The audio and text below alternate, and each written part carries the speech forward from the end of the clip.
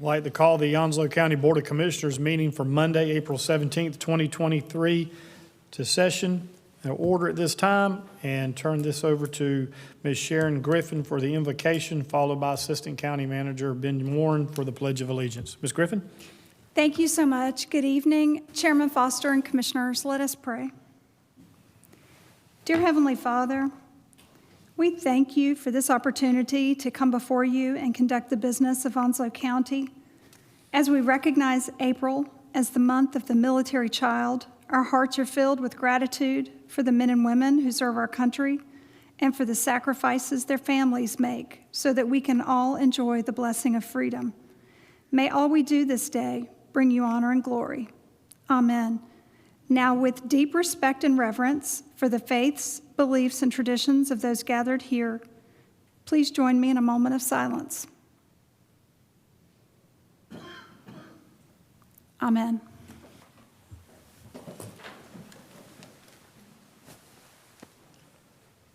Pledge allegiance to the flag of the United States of America and to the republic for which it stands, one nation, under God, indivisible, with liberty and justice for all. I'd like to recognize the elected officials that are here with us tonight. Our Register of Deeds, Ms. Amiga Jarman. Good to see you. And in the back, as always, is Sheriff Chris Thomas. We appreciate y'all coming out tonight, and thank you for what you do. This time I need a motion to adopt I ask that all in attendance please set your cell phones to silent or vibrate mode. The board offers the public one opportunity to speak during the meeting. Comments should be limited to no more than 5 minutes and may be on any issue upon which the Board of Commissioners has control. In accordance with the board's adopted rules of procedure, commissioners shall reserve responses, if any, for the commissioner comment period on the agenda. At this time, I ask for a motion to adopt the agenda. So moved.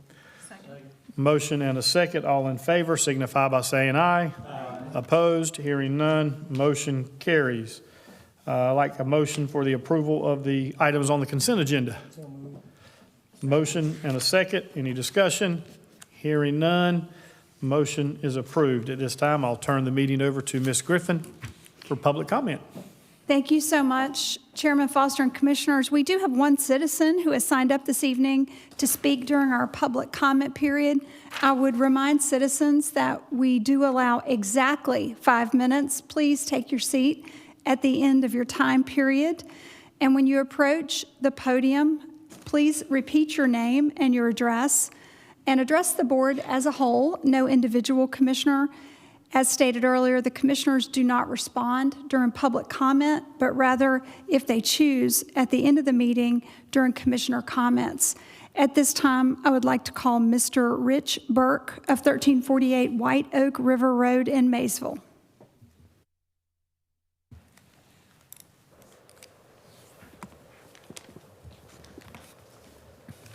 Okay, my name is Rich Burke. I live at 1348 White Oak River Road, Maysville, Onslow County side.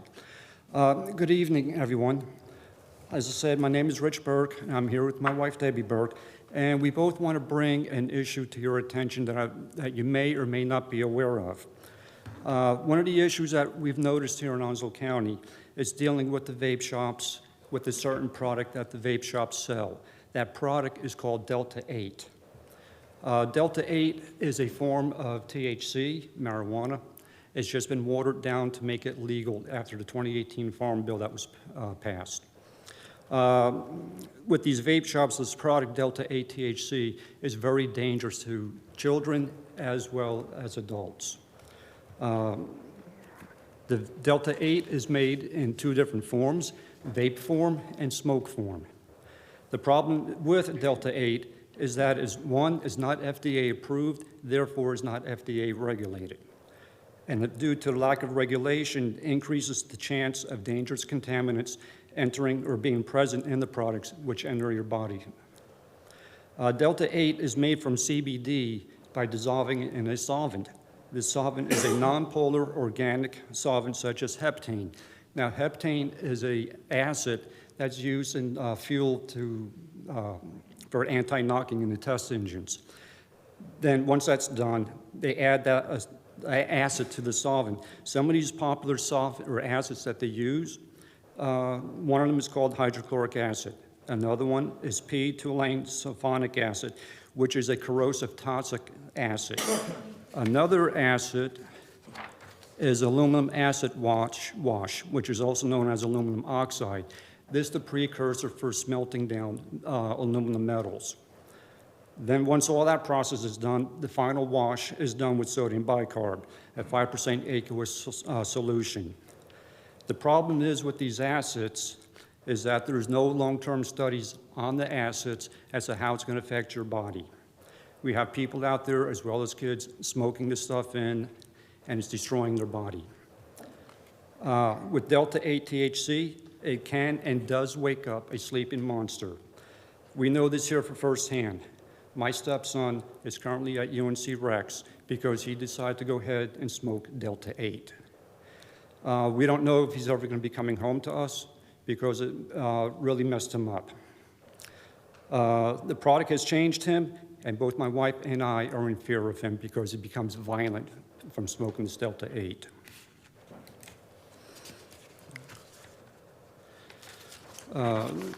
The health effects of the Delta-8 have not been researched extensively and are not well understood. Delta-8 is a psychoactive product/drug and may have similar risk of impairment as Delta-9. Delta-9 is similar or very similar to your marijuana. The North Carolina Poison Control Center reported of having 157 cases related to the Delta-8 THC products. That was back in July of 2021. I'm sure those numbers are much higher now. Currently, there are 14 states in the United States here that have made the extracted compound illegal to sell and use based on the lack of research of the effects of Delta-8. My wife and I will be contacting those 14 states to see if we can get a copy of that law that they passed. And once we get copies of that law, our intentions are to contact Senator Michael Lazzara and present that to him. Basically, what I want to do is to bring this issue to your attention and that we're trying to do something about removing the Delta products from Onslow County as well as the state. And that's all I have. Thank you so much, Mr. Burke.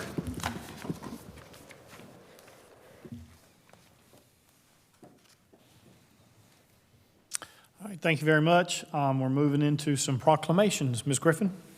Yes, we have two proclamations this evening to present. The first is for National Coin Week, and I'll read it into the record to start with. State of North Carolina, County of Onslow Proclamation, National Coin Week 2023. Whereas the American Numismatic Association, the ANA, is a nonprofit, federally chartered educational organization that has sponsored National Coin Week since 1924. And whereas the Jacksonville Camp Lejeune Coin Club is an ANA member club dedicated to promoting numismatics in its community, and whereas the theme for 2023 National Coin Week is, quote, "Our money, our heritage, our America," and whereas coins, paper money, and related objects have long been used to commemorate notable people, places, and events throughout history, and whereas the designs on United States money tell the story of our country's history and help form our national identity, and whereas collecting coins, paper money, and other numismatic objects has always been one of our nation's most cherished and popular pastimes, and whereas local clubs across the country are celebrating National Coin Week by sharing their hobby with others.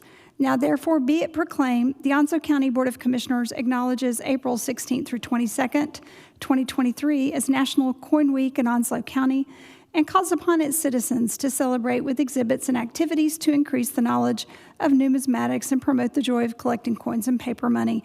Presented this 17th day of April, 2023 by the Onslow County Board of Commissioners. Chairman Foster has asked Commissioner Bennett to present this proclamation, and representatives from the Jacksonville Camp Lejeune Coin Club are going to accept. If you'd like to come forward at this time.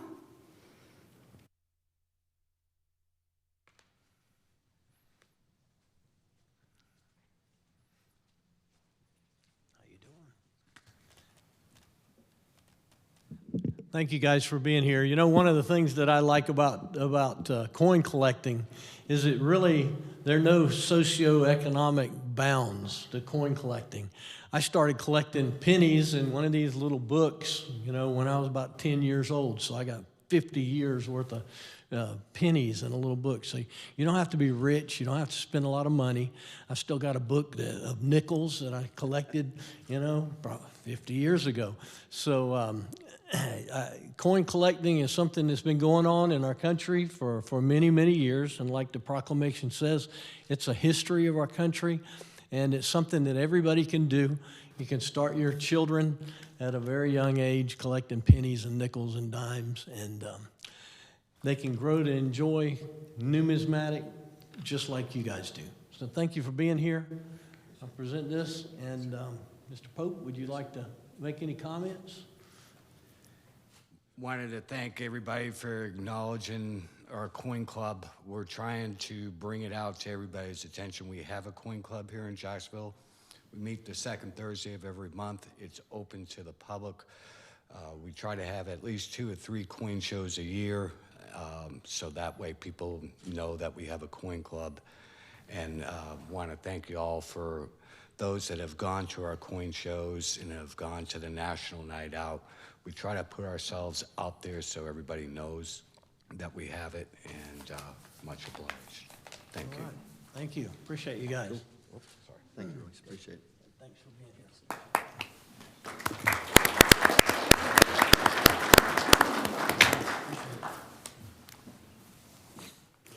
Thank you. Our second proclamation is in recognition of the Month of the Military Child. I'll read it into the record. State of North Carolina, County of Onslow, proclamation, Month of the Military Child. Whereas April is the month of the military child, a special month to recognize and pay tribute to military families and their children for the daily sacrifices made and for their commitment, courage, and unconditional support of our military services. And whereas Onslow County is proud to be home to approximately 10,000 children whose parents serve in the military stationed aboard Marine Corps Base Camp Lejeune and Marine Corps Air Station New River. And whereas the children of our service members continue to make significant contributions to schools, communities, and the nation despite prolonged and repeated absences of one or both parents.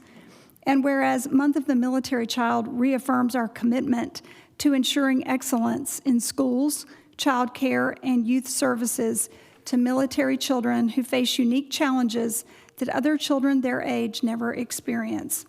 Now, therefore, be it proclaimed that the Onslow County Board of Commissioners declares April 21st, 2023 as Purple Up Day and encourages individuals, businesses, and organizations to display purple in their community spaces, wear purple clothing, and otherwise utilize the color to show support for and honor our smallest heroes, the children of our military servicemen and women.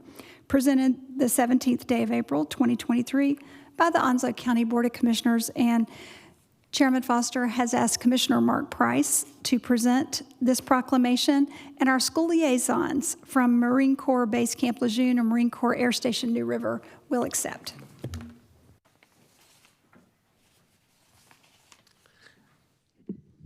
As a teacher, I always found that kids that were connected to military families seemed to adjust more quickly.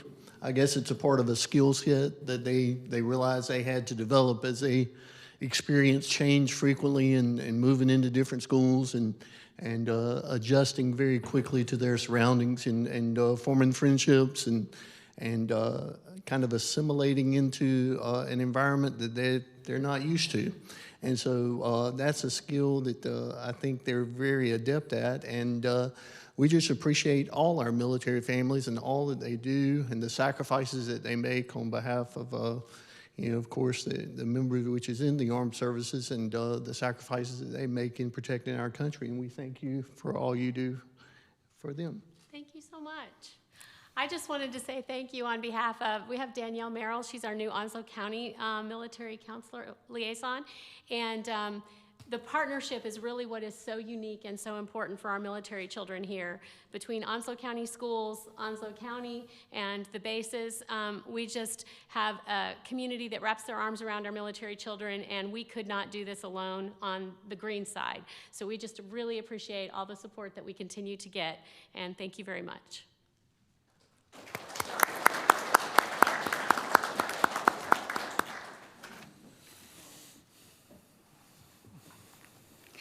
That concludes our proclamations, and our next item is a presentation of our 2023 County Health Rankings, and we welcome our Public Health Director, Chrissy Hoover, to the microphone. Good evening, Chairman, Vice Chairman, and Commissioners. Tonight, we are bringing the 2023 County Health Rankings and Roadmap. The County Health Rankings are a model of population health that emphasizes the many facets that can be improved. It shows how we work as systems to help make our communities healthier places to live, learn, work, and play. There are two main ways that the County Health Rankings break health down. They use health outcomes, how healthy communities are now, and health determinants, how healthy communities might be in the future. We rank to get attention, to start conversations, and to focus attention on health in our communities. The first release of the County Health Rankings occurred in 2010, and they've been updated annually since. Each year, the measures, the weights, and the data sources change, so we're discouraged from comparing year over year too much, but that still is somewhat our human nature, is to see how we change in these rankings each year. This is the theory of change that the County Health Rankings use. It shows what program staff do to produce data, to show examples of data in our community, to focus attention on the drivers of health and health equity, and then what communities do, how communities can receive that data to think about and gain an awareness and an understanding of health in their community, and then how communities act together in collaboration and in cooperation to turn that into action, to implement informed policies and programs with the end goal of improving health in a community. So the 2023 County Health Rankings were just released at the end of March, and for this year, Onslow County ranks 29th out of 100 counties in North Carolina for health outcomes, and 35th out of North Carolina's 100 counties for health factors. And in this scheme, first is the highest or the best ranking that one can achieve in North Carolina, and 100th would be the lowest.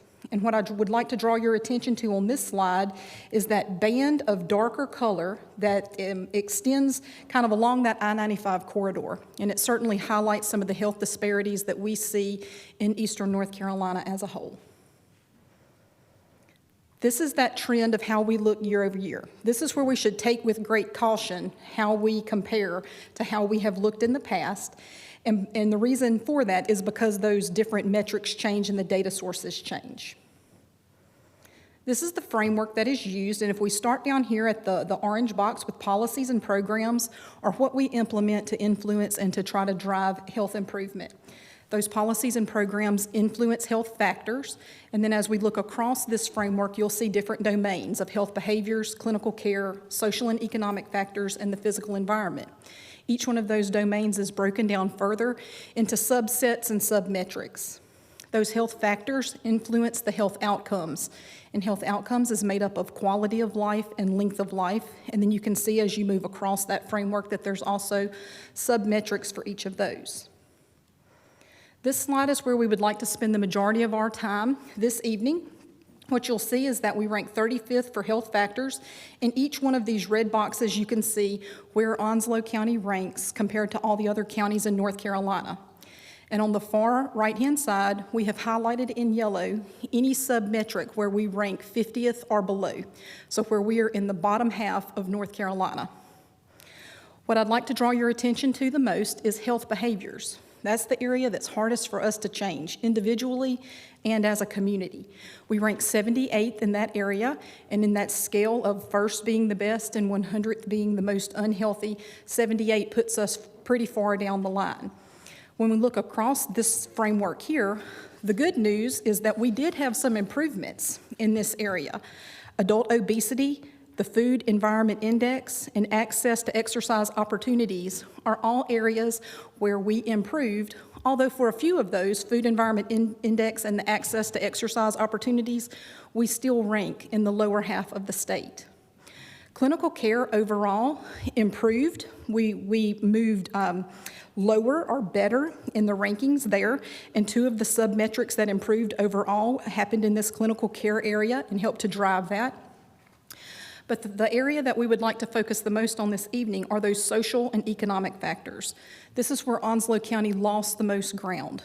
This is where we did not see any areas of improvement, where we saw that 25% of the metrics that are listed under here did not change, but 75% of those metrics slipped or decreased. We got worse in those areas.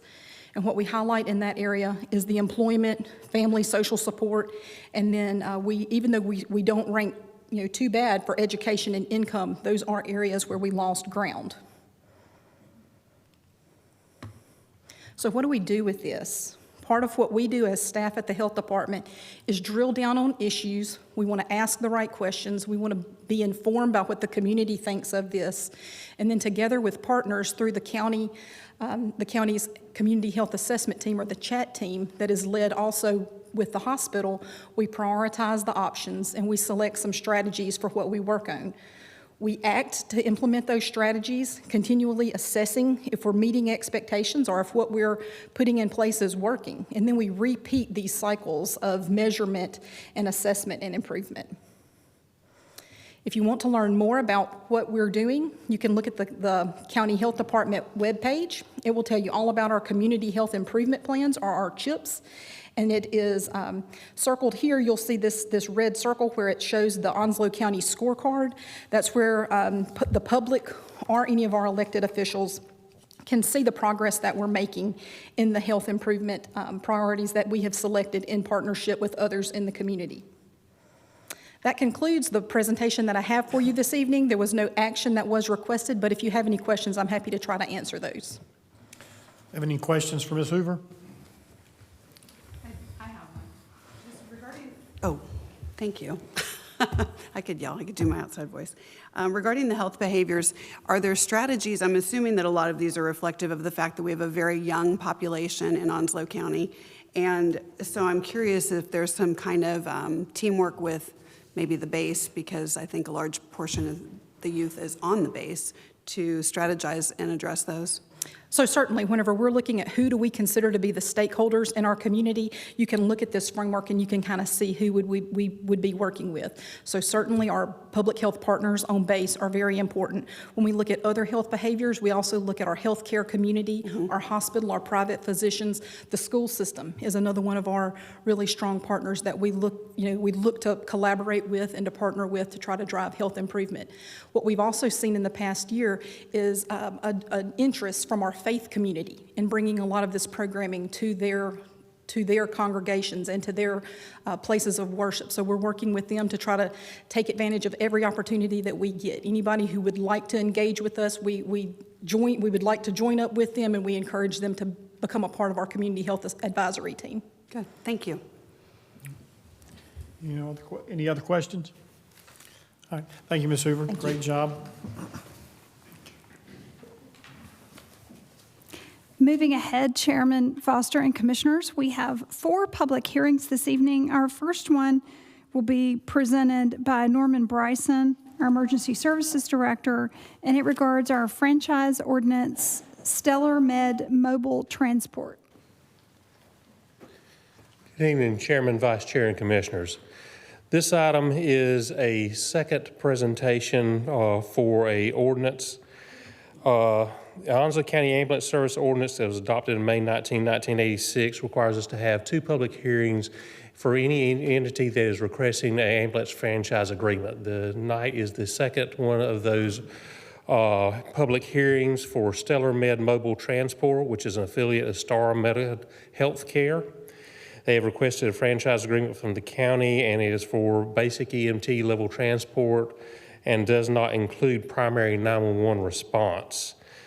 The Onslow County Peer Review Committee met on this on February 7th and they have recommended favorably consideration for the Onslow County Board of Commissioners in favor of providing a franchise agreement for StarMed Mobile Transport. I'll be here to answer any questions that you may have. Thank you so much, Norman. At this time, I will open the public hearing.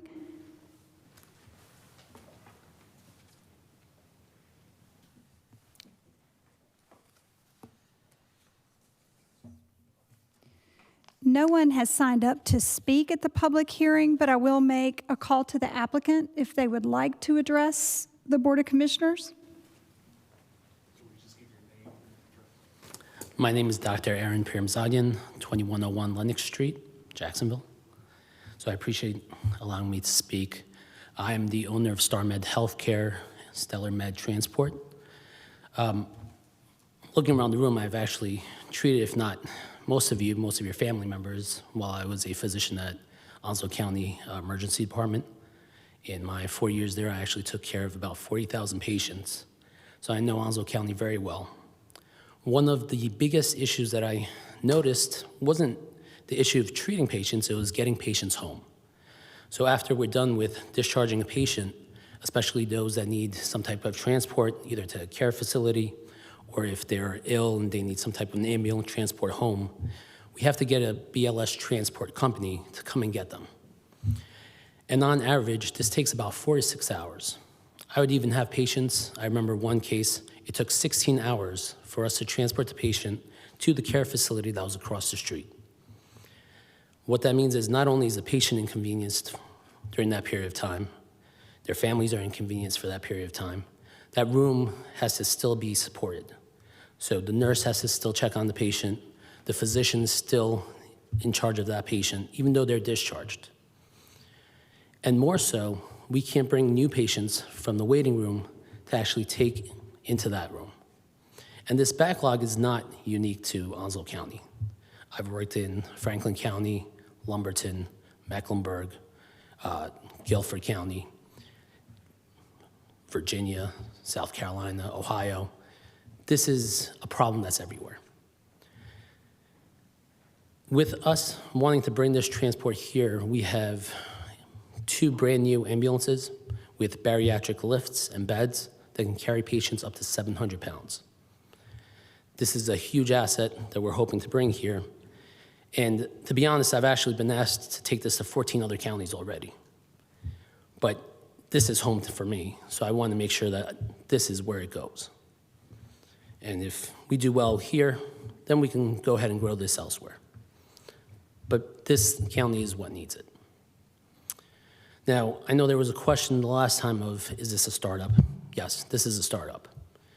This is what StarMed Healthcare does. We see problems, we address the problems. When the pandemic first hit, we saw that there was no COVID testing throughout the whole state. I had the capability to do so. With Chrissy Hover's blessing and the contract that we had with NCDHHS, we actually ended up testing, vaccinating, and treating with monoclonal antibodies and antiviral pills over 2 million patients in the state of North Carolina in just 3 years. And that was throughout 25 different counties. Whenever there's a problem, this is what we do. With everything calming down, we're looking for new issues that need to be addressed. We actually just purchased a 40,000 square foot mini hospital that we are turning into a pediatric inpatient behavioral health facility, which is going to have one of the largest beds throughout the whole state, so kids with mental health issues can actually get the care that they need. One of the other things that we're doing is we're turning our testing lab into a forensics laboratory, which means there's right now a backlog of about 12,000 sexual assault kits in the state of North Carolina alone. And throughout the whole country, there's over a couple of 100,000 cases, which means there are criminals out there who are not being prosecuted because those rape kits have not been run through. So we actually got our accreditation, and we're going to start doing that for homicides, for sexual assault kits, and hopefully help with the backlog that this state has and other states.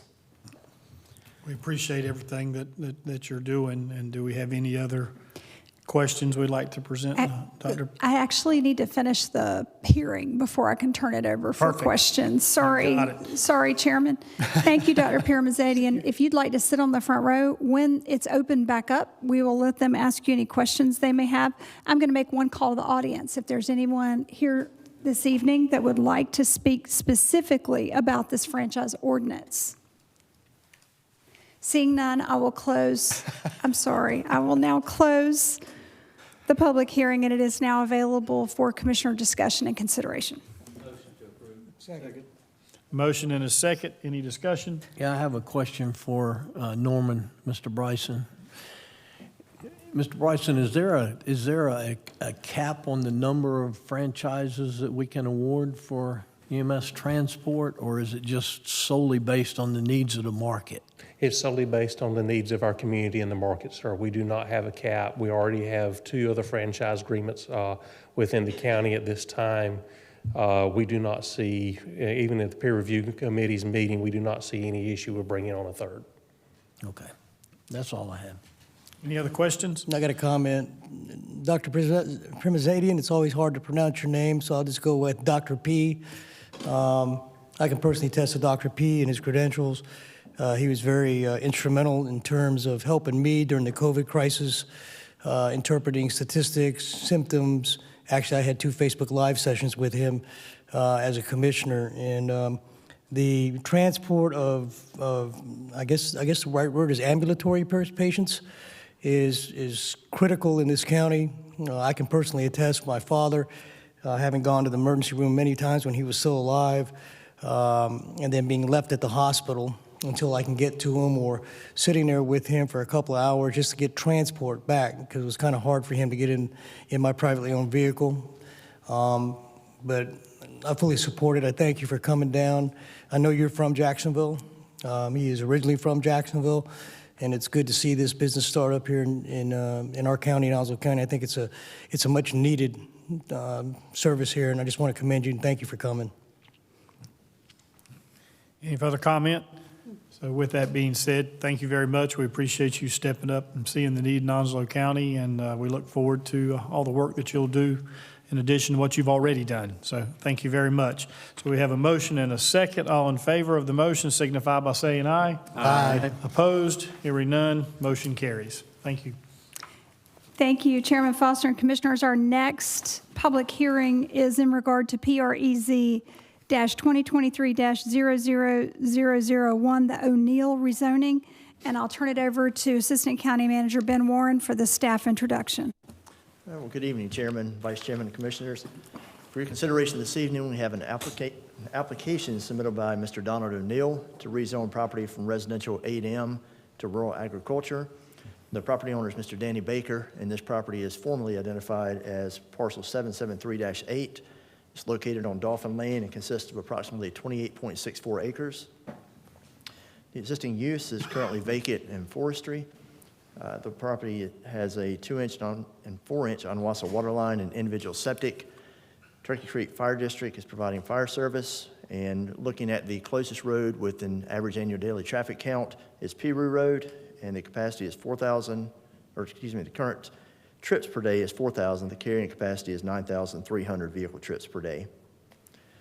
As we look at the surrounding zoning, you can see most of this area consists of the existing R15 zoning, but directly adjacent to the south, we have some RA zoning already in place. Just to orient you to the site, as we mentioned, the property is currently vacant in forestry and abuts the New River to the east. So comparing the 2 zoning districts, the existing R8M zoning district has a minimum lot size of 8,000 square feet, primarily intended to accommodate moderate to high density single family and multifamily residential, as well as manufactured housing. And the requested zoning, or RA zoning, has a minimum lot size of 20,000 square feet, primarily intended to accommodate or maintain a rural development pattern, as well as some small scale commercial uses to serve the surrounding areas. The comprehensive plan currently recommends a mixture of high-density residential and conservation. And as you can see, the areas, because it's on the abuts the New River, the environmentally sensitive areas, kind of fall under that conservation blanket. And we have that existing medium-density residential that's kind of growing throughout this area. Considering the reasonableness and public interest of the request, the proposed rezoning could be considered reasonable due to the fact that it's adjacent to existing RA zone properties, as well as the supporting policies within the comprehensive plan. And this rezoning request was considered by the planning board at their March 15th meeting. The board made a unanimous recommendation for approval, and there were no citizens to speak at that hearing. And at this time, that concludes the staff report, and I'll turn it over to Ms. Griffin for the public hearing. Thank you, Mr. Warren. I'll open the public hearing at this time for the O'Neill rezoning. No one has signed up to speak, but I would ask if the applicant would like to come forward and make a statement. They're welcome to do so. Please state your name and address when you approach the podium. My name's Don O'Neill. I'm making this request in part of my father-in-law who owns the land. We would request this rezoning because we'd like to put a building to house equipment to maintenance the property.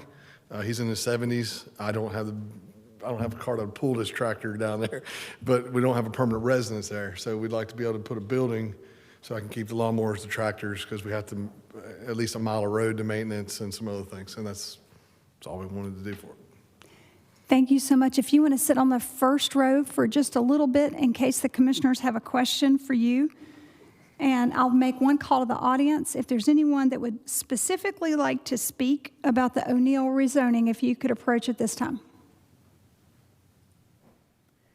Seeing no one, I'll close the public hearing, and this is now available for commissioner consideration. Motion to approve. Second. Motion and a second. Any discussion? I just have a question of the applicant.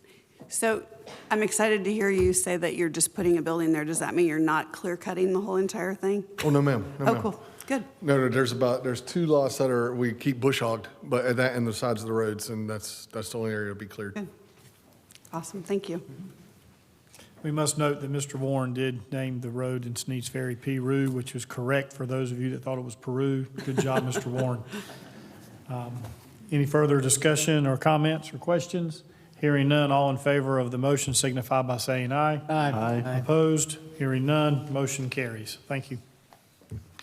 Okay, our next public hearing is PREZ 2023-00002, the Hobson rezoning. And again, Assistant County Manager Ben Warren will give the staff recommendation. All right. And it's Peru because I've been corrected a few times on that since I've been here. So. All right, so this next rezoning request is an application submitted by Mr. Gene Hobson to rezone property from residential 8M to highway business. Mr. Hobson is the property owner, and this parcel is identified as parcel number 332D-51. It's located at 3117 Richlands Highway and consists of approximately 0.34 acres. There's an existing commercial use on the property, and the property is served by Onslow Water and individual septic. It's served by the Southwest Fire District, and it has direct access to Richlands Highway, which has an average annual daily traffic count of 44,000 vehicle trips per day and a carrying capacity of 56,900. So looking at the surrounding zoning, this property is directly adjacent to existing community business and highway business. The area that's on the far right that's shaded in gray is in the City of Jacksonville's extraterritorial jurisdiction, and it consists of commercial zoning and uses. And just to orient you to the parcel, this property is located to the west of the intersection of Highway 53 and Richlands Highway. The area that's in that City of Jacksonville ETJ consists of the Walgreens Plaza and some other commercial activities. The area that's directly behind this parcel is the Adams Concrete and Building Supply. And then the Bratton Drive and Morningside Drive are kind of cut-through roads from Richlands Highway over to Highway 53. And those areas in between consist of a residential neighborhood.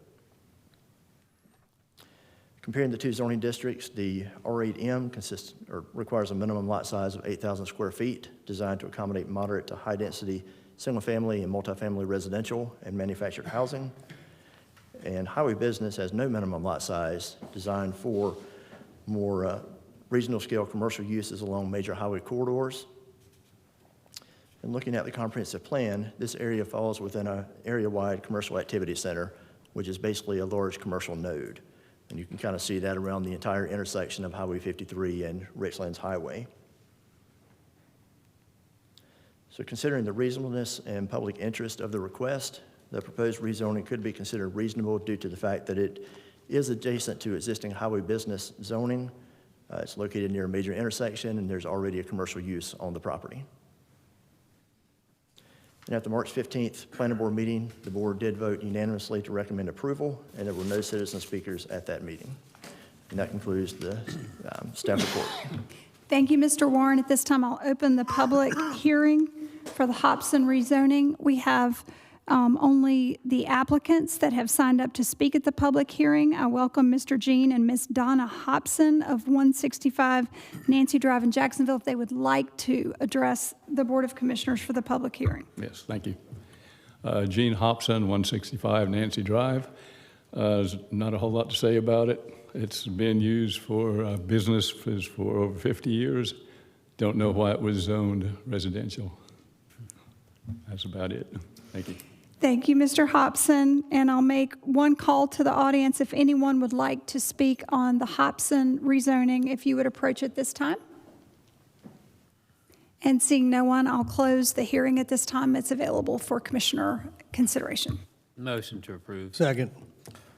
Motion and a second. Any discussion? Hearing none. Sorry. I live right by here, so I'm just curious. So you're just going to be continuing on with the business that you have there right now? I'm sorry? You're continuing the business that you currently have there? No, I've moved out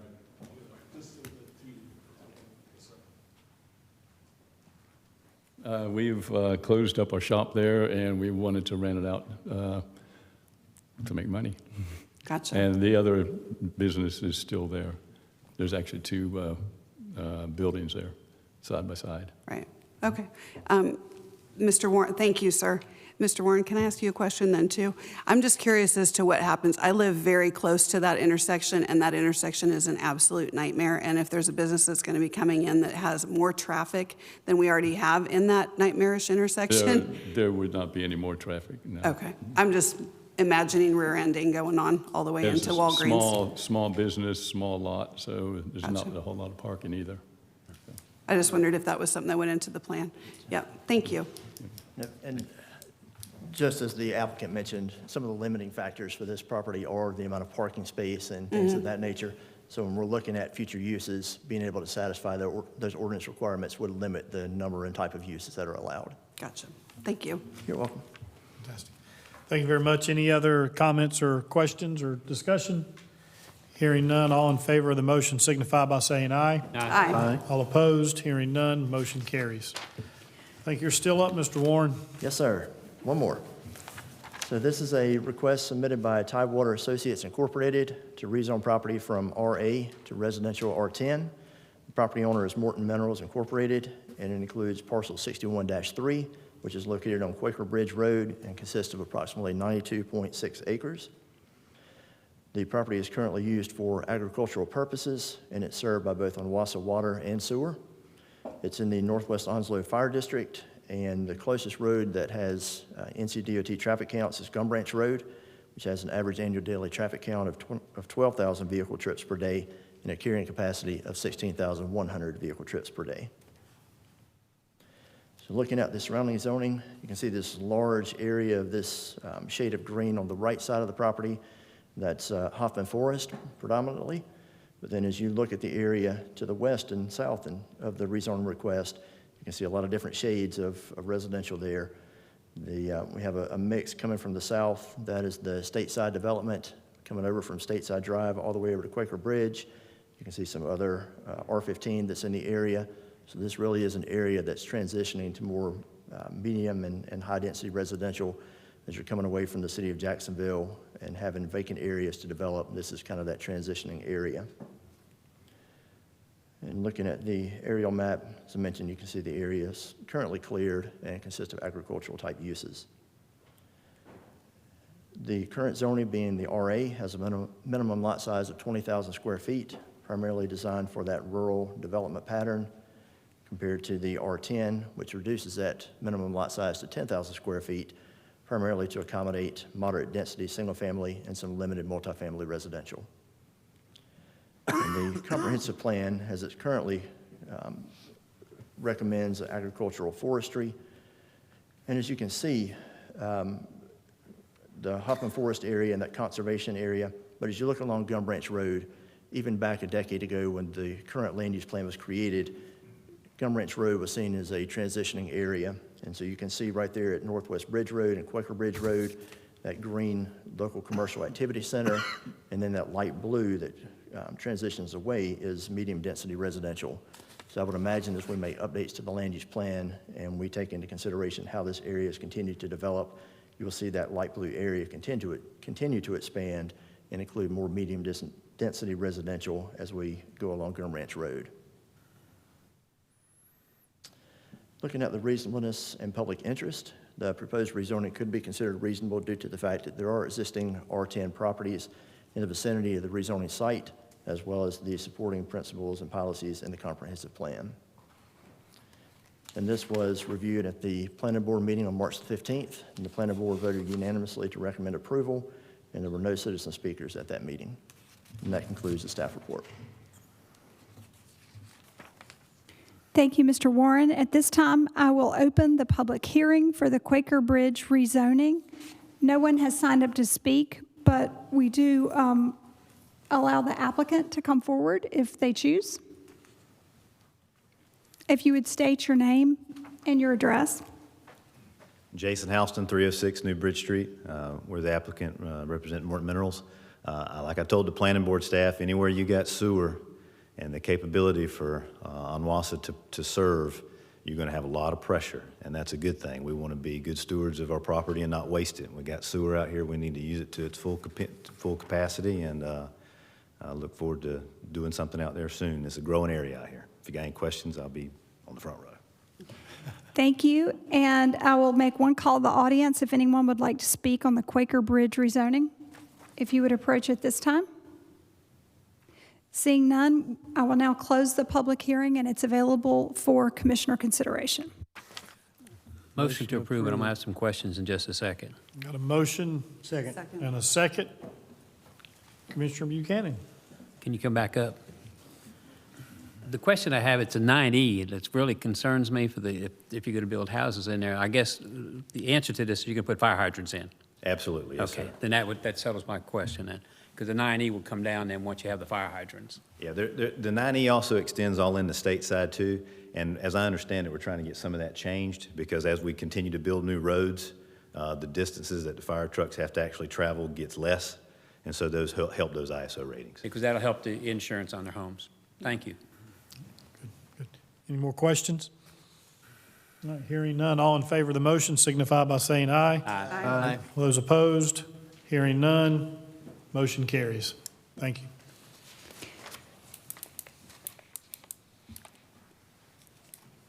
Chairman Foster, our next 4 items are with Airport Director Chris White. So we're going to welcome him to the mic to talk about some airport improvements. Good evening, Commissioners. The first of these items is related to probably what will be one of the largest changes that the airport will experience in quite some time. It is the Airport Runway Extension Program Project Ordinance.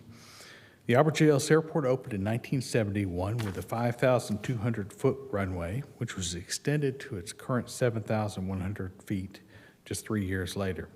Over the intervening years, the size and capacities of the airport, or the aircraft using the OAJ, have changed, and some aircraft types experience weight and other performance restrictions, resulting in impaired stage lengths and economics. In an effort to enable growth, increase capabilities, remove limitations, and enhance safety, the North Carolina General Assembly allocated $29 million in fiscal year '22 for airport improvements, focusing primarily on the runway extension program. These projects generally include the design and construction of a 900-foot extension to runway 523, the parallel taxiway Alpha, realignment of North Carolina State Highway 111, Fowler Manning Road, and the airport's entrance road, approach lights, associated storm drainage, utility, safety, and security-related projects. This project is funded by an NCDOT grant under the State Capital Infrastructure Fund, known as SCIF, An environmental assessment for this and other airport projects has been underway for some time and is under review by the FAA. A final determination is expected this summer, permitting design, bidding, and construction to proceed.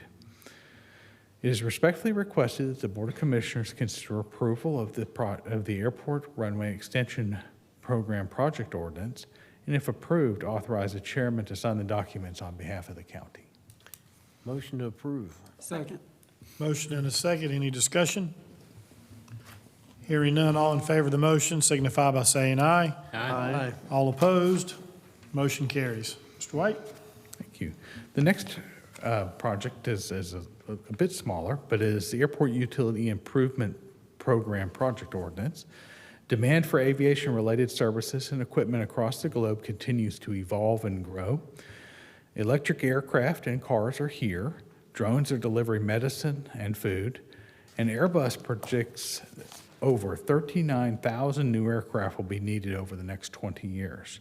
North Carolina, and particularly Onslow County, are well positioned with a talented workforce to attract aerospace industries. Future industrial and commercial growth at the Alberta Airport will likely require a larger footprint as well as increased access to critical utilities ranging from water and sewer to data and energy. Local transportation and utility providers are undertaking demand and capacity studies that will support future growth, and in an effort to plan for and accommodate future airport needs, a planning effort is proposed. It is intended to address certain key utilities such as water, wastewater, energy, and data.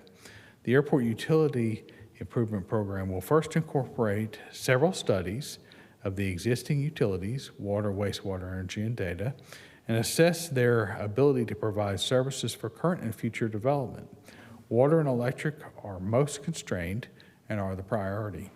These studies will explore alternatives, establish decision points, which will evolve into projects to be incorporated into the airport or utilities capital improvement program.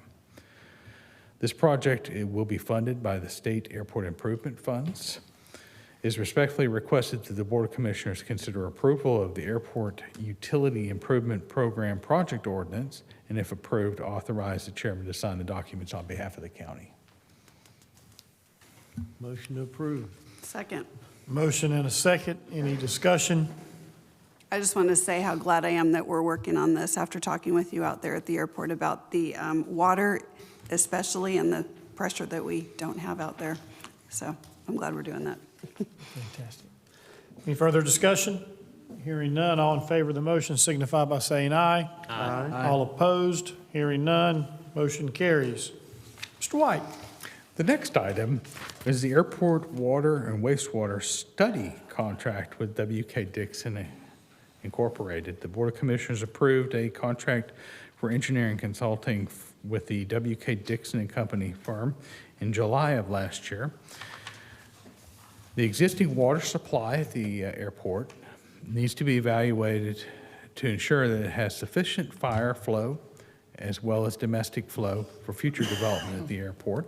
WK Dixon and Company has proposed task order number 1 in the amount of $39,000 to prepare a limited system study for the Albert J. Ellis Airport.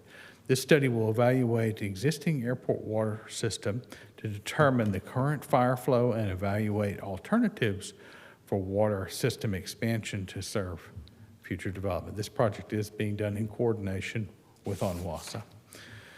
It is respectfully requested that the Board of Commissioners consider approval of the WK Dixon and Company Incorporated Task Order Number 1 in the amount of $39,000, and if approved, authorize the chairman to sign the documents on behalf of the county. Motion to approve. Motion and a second. Second. We have both. Any discussion? Hearing none, all in favor of the motion signify by saying aye. Aye. Opposed? Hearing none, motion carries. And the final item that I have for you this evening is more of a housekeeping item, is project ordinance amendments for the airport project closeouts. The following 3 project ordinance amendments change the project budgets to reflect the actual final cost and allow for closeout. The air traffic control tower project construction total was $5,635,289, at completion and was funded by a combination of an FAA grant, NCDOT grant, and local passenger facility charges.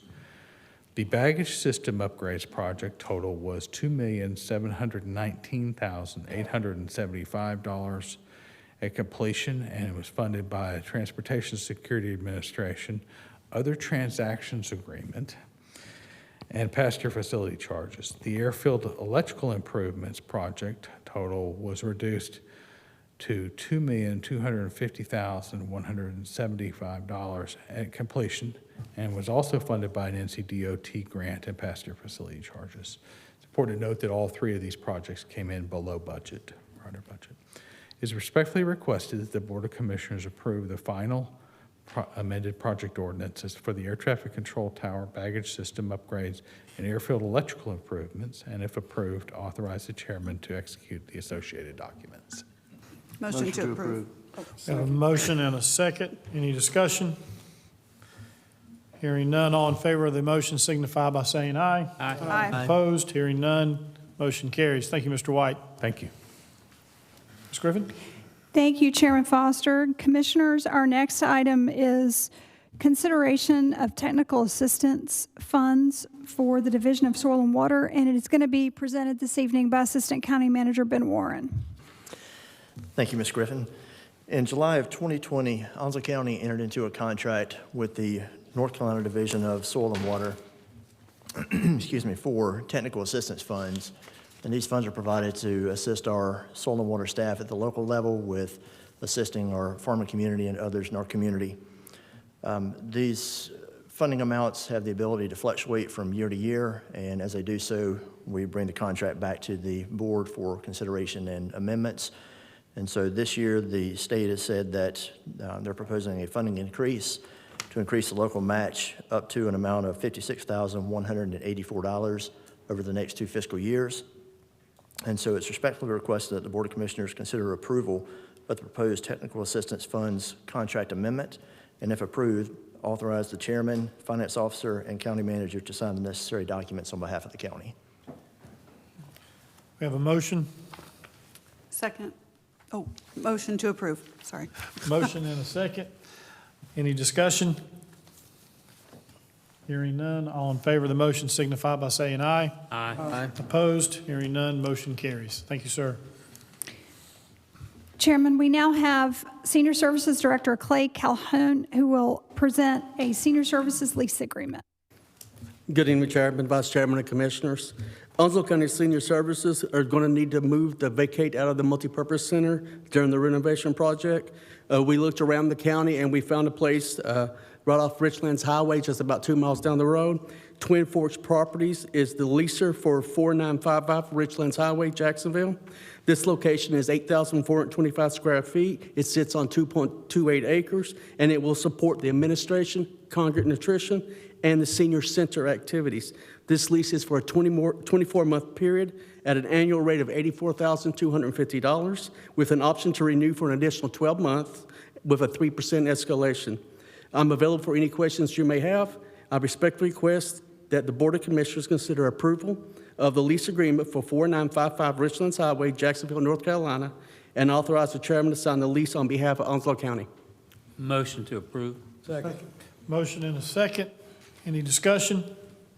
Yeah, just a question, Clay. Is there going to be upgrades? Are we going to need to spend some money to make the facility useful for you? We're going to build a couple of freestanding walls to separate from the staff offices, and we're going to build a freestanding wall with the permission of the leaser to build like a classroom that we can separate from the congregate activities. And so I'm already looking at my budget for those. So we'll include that within my constructs of my budget this year. So that'll be minor renovations? Minor renovations, yes, sir. Clay, that's a fairly new building, if I ain't mistaken. It's not too old. Yes, sir. I believe it was built in 2018, 2019. That's what it's, I looked at your, I looked at some comparables, $10 a square foot, what we're paying for that building is pretty good market rate, I think, so. Oh, yes, sir. We negotiated quite well. Yeah. Very good. Thank you. thank you. You're welcome. Any further discussion? Hearing none, all in favor of the motion signify by saying aye. Aye. Aye. All opposed? Hearing none, motion carries. Thank you. Our next item is the Senior Services Project Architectural Contract Services. And we're going to have Sarah Graves, who is our CHS Business and Administrative Officer, present this. Good evening, Commissioners. On April 3rd, 2023, the Board approved the changes to the project ordinance for the Senior Services Project. I bring to you the Smith-Senate contract amendment that changes the scope and location to renovate the Onslow County Multipurpose Center located at 4024 Richlands Highway in Jacksonville. It is respectfully requested the Board of Commissioners consider the approval of the Smith-Senate Architecture Contract Amendment in an amount not to exceed $1,432,000 and to authorize the chairman to sign on behalf of the county. Motion to approve. Second. Motion and a second. Any discussion? Hearing none, all in favor of the motion signify by saying aye. Aye. Aye. Opposed? Hearing none, motion carries. Thank you. Our final item of business is our budget amendments, and this evening, our Deputy Finance Director, Lisa Marlin, will present. Good evening, Mr. Chairman, Vice Chairman, and Commissioners. It's my pleasure to present for your consideration the following budget amendments. Item B47 for the Department of Social Services, Item B48 for the Fuel Farm Project, Item B49 for Asset and Facilities Maintenance Building Project, and Item B50 for the Sheriff's Office. We respectfully request that the Board of Commissioners consider approval of these budget amendments, and I would be happy to answer any questions that you may have about them. Motion to approve. Second. Motion and a second. Any discussion? Hearing none, all in favor of the motion signify by saying aye. Aye. Aye. Opposed? Hearing none, motion carries. Thank you very much. Thank you. All right, Ms. Griffin, I think it's time for our manager's comments. I just have a brief comment this evening. I wanted to highlight for the public and for the board. The announcement, I think, was made previously, but we're getting close to when this is going to happen. Through a competitive national process, our own Onslow County Museum was awarded a traveling exhibit from the Smithsonian Institute, which is really exciting. It's a national traveling exhibit. It's entitled Crossroads, Changes in Rural America, and that will be coming to Richlands, to our museum, in May of 2023. So it's almost time for this to happen, and just wanted to let everybody know that, and I hope you have a great evening. Thank you very much. Time for our commissioner comments. Start with Commissioner Scott. Good night and have a good evening. Thank you. Commissioner Price. I was able to attend the Hope First grand opening of the Pregnancy Resource Center, and just congratulations to them. They have a very nice facility that they maximized all their resources there to create a really nice facility, and all the things that they're doing for young ladies there. And so we thank you for your service there, and other than that, have a good evening. Thank you. Commissioner Carpenter. I'd like to also jump on that bandwagon. That was a lovely event, and it's a great building spot filled with lovely people that are really blessing our community in that area. Other than that, also, I attended the Vet Center reopening, and am very excited that we have such a great resource filled with creative ways to help service members and their troubles with, whatever they've experienced in their time in the service. So very excited to have that there, and that was a great turnout. The other thing, thank you so much, Chris, for all of those items that we had on the agenda today. Regarding our airport, I feel like our airport is such an incredibly important piece to our expansion and our economic development here locally. So very excited that I can serve on the board and hear about all that stuff every month. A fun fact about OAJ, there's a flight school there. I never knew that before. And after my conversation with Chris today, and understand there's a huge pilot shortage. Anybody out there, even high school students looking for something fun to do, can sign up and get their pilot's license that way. Chris White, our very own airport director, got his pilot's license when he was in high school. So I thought that was cool. And also I want to thank Mr. Burke for bringing up the items he was about the Delta 8. I personally I think I'm very naive about all this. I had no idea that that was such a dangerous vaping piece. So thank you for addressing it and bringing it to my attention. Have a great week. Thank you. Commissioner Buchanan? Thank you. Mr. and Mrs. Burke, I think, have already left, but one of the things that we're running into there, and I know Knapp's going to jump on board with this too, but what these vape places are doing, they change the compounds. And every time we get to certain compounds and we can make it illegal, they change the compounds again. Chris is standing back there shaking his head. So that's what happens. These people are pretty slick. So they'll change the compounds on us. So when we make it illegal, they change the compounds again. So I want to thank everybody being here and appreciate it. Commissioner Bennett? Thank you, Mr. Chairman. I didn't get a chance 2 weeks ago to respond to the comments that Commissioner Scott made. I don't know if he realizes how intimidating and degrading it is to be publicly lectured with unfounded allegations for our employees. But I just want our employees to know that that's not the consensus of the board, that you heard from two commissioners in the last meeting, and I believe that the consensus of the board is we have total support for the employees. I certainly personally believe that they're hardworking, honest, and that they're being frugal with our county funds, and that they're doing the very best they can to serve our citizens of Onslow County. It's not the place of one commissioner to lecture our employees publicly, and I don't support that. And I just wanted to say thank you to our employees for what you do. I appreciate your continued hard work for citizens of Onslow County. Thank you. Vice Chairman Knapp? A couple of things. Just for your information, Delta 8 and Delta 9 are perfectly legal in North Carolina at the age of 21. However, getting back to what Commissioner Buchanan said, these people are slick. They change up their chemical mixtures, their chemical compounds.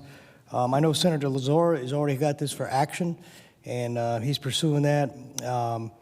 And the comments, really, there's so much that we can do in Onslow County, but it's at a legislative level right now. But just suffice it to say that our legislatures, our representatives, and our state senator are well aware of this, and we have to look out for the safety of the kids. And I want to appreciate all their efforts. The other thing, I want to thank Amiga for coming here. You're at every meeting, and Chris Thomas, I appreciate you being here. Every time I look out in the crowd, I can see you. I miss Rick, I guess his name is, from Topsail Beach. He's not here tonight. But I want to thank everybody for coming out. And the other thing I want to say, the last thing I want to say is, you know, our directors have a real tough job within Onslow County. And not only our directors, but also the employees. You know, they work for the county government. There's a lot of policies to fill, and there's a lot of positions to be filled. We have a county manager, we have a county attorney. We don't always necessarily agree on items, but we can at least act professionally and move on and do what's best for the county. And I say this repeatedly in all my meetings, and I'm going to echo it again. The department heads, they're selected for a reason. They're selected because of their credentials. They're selected for their integrity. They're selected for their character. And these are all things that the county manager makes a decision on, because that's what she gets paid to do, is to make those decisions.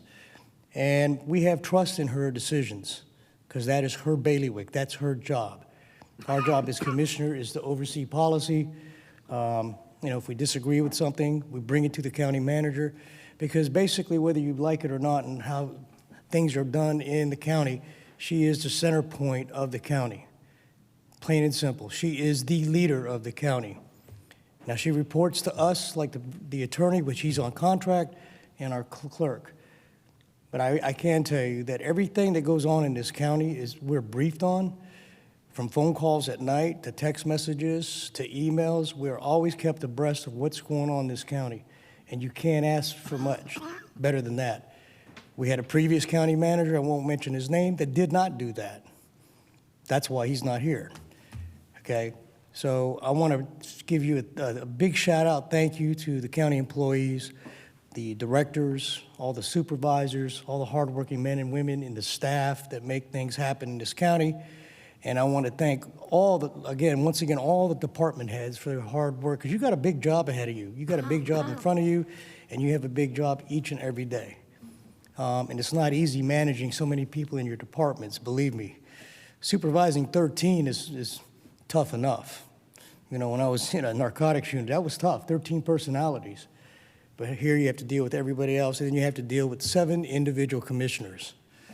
Wow, that's, my hat's off to you, because I'd probably lose the hair that I have if I had to do that. But I just want to say thank you, guys, and I appreciate you coming out. It's late, and I hope we see you safely next week. Thank you. Thank you very much. I appreciate Mr. Burke coming up and sharing those concerns. We thought that was important for everyone to hear the issues with vapes, and I think probably really we need to work hard and get into the schools and discourage students from the vapes, because that's probably one of the biggest things that schools face with some of the behaviors of the kids. 21 years old, it's legal. There's not many kids in our school system that are 21, so that's become a big issue for our school leadership. So we know that's necessary to let people know and be aware of what's going on. It's the reason we want to make sure Mr. Burke had the chance to share his concerns with that. Military students, recognizing the military students and the student of the year, military student of the year is a huge honor for someone to receive. And in Onslow County, it's something that we really get to see the goings and comings of students connected to the military. For many years, I was able to watch fathers and mothers come in and hug their sons and daughters by as they're headed out on the deployment. And during that time frame, the deployment wasn't one of the med cruises or something like that. It was deployments into combat zones. I was very fortunate a few times in my career as principal at Southwest High School to have a father stand on the other side of the door and call his daughter or son to the front office and start letting them know that I could not believe that they made the choice they made to break the rules of the school in which they had made them, and I had no other choice but to suspend them for the next 5 days. That's when the father opened up the door and stepped in, and they hadn't seen him in 6 months to a year because he had been deployed. So it was always good to see those unifications and parents coming back home to their children, and being in the schools, you get to see and appreciate what it means for them to be military students. And my wife happened to be one of those, and she married me, and now she's stuck in Onslow County. The other part is Onslow County Parks and Rec. Senior games started Saturday, and that was a great thing. They had over 300 people sign up to participate in the senior games this year, and that was a great thing for them to exceed what they've had in the past. And now with Commissioner Knapp and Commissioner Buchanan over here laughing, I'm going to go ahead and challenge them and the rest of them up here on this board. It's not too late to join in the senior games, and I know each and every one of you are seniors. Just go ahead and brag about your free throw. I was wondering if he's going to brag about the hoops. Yeah. So I did have my first senior game adventure this morning at Onslow Pines Park and shooting basketball, which was a lot of fun, and it was good to see all the participants out there taking part in that. So commissioners, we still have time. There's some croquet. I want to make it official that this 5'3" midget is going to school you on the three-pointers and layups and free throws. I'm going to school you. Just want you to know that. And that's public. And as I close out, let's all remember the goals are 10 feet. We will not lower them for Commissioner Knapp. Thank y'all so much for coming out. Changing rural America is going to be huge, especially when you look around Onslow County, and we have seen changing rural Onslow County. So thank you very much. Have a wonderful evening. A motion to adjourn, please. Motion. We are adjourned.